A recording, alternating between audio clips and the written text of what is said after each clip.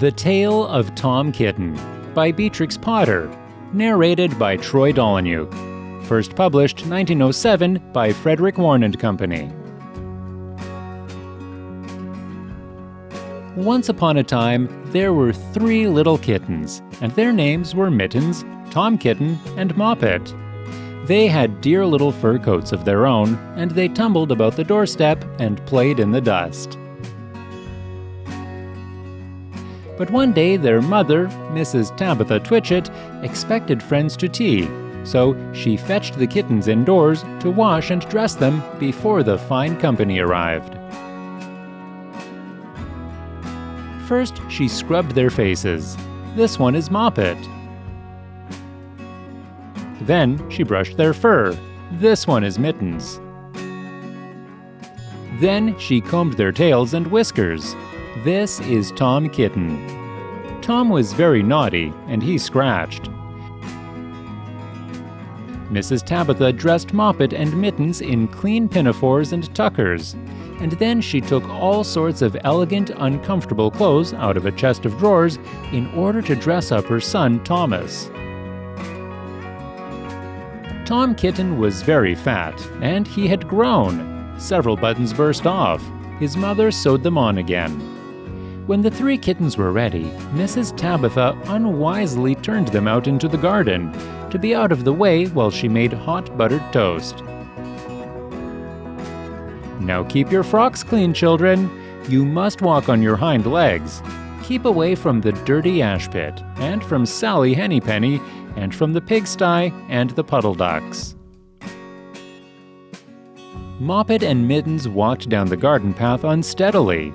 Presently, they trod upon their pinafores and fell on their noses. When they stood up, there were several green smears.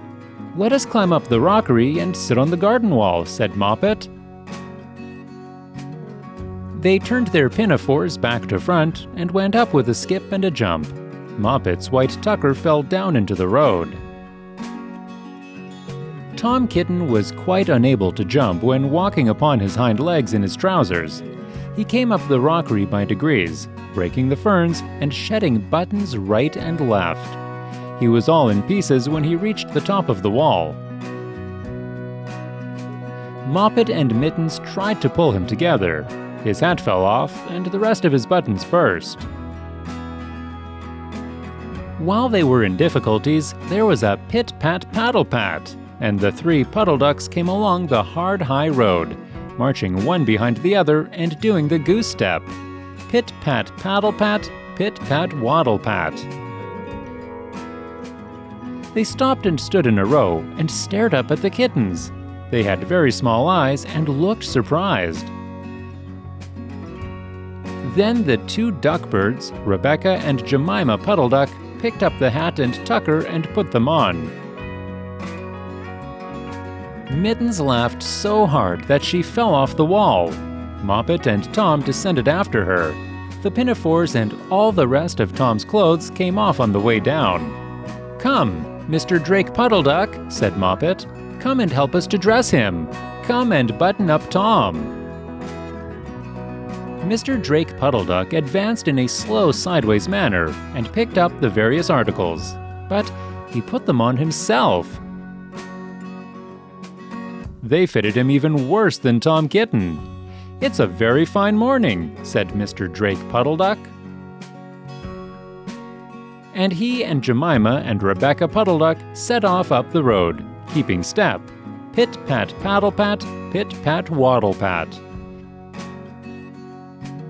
Then Tabitha Twitchit came down the garden and found her kittens on the wall with no clothes on. She pulled them off the wall, smacked them, and took them back to the house. "My friends will arrive in a minute, and you are not fit to be seen. I am affronted," said Mrs. Tabitha Twitchit. She sent them upstairs, and I am sorry to say she told her friends that they were in bed with the measles, which was not true. Quite the contrary, they were not in bed, not in the least. Somehow, there were very extraordinary noises overhead, which disturbed the dignity and repose of the tea party. And I think that someday I shall have to make another, larger book to tell you more about Tom Kitten. As for the puddle ducks, they went into a pond.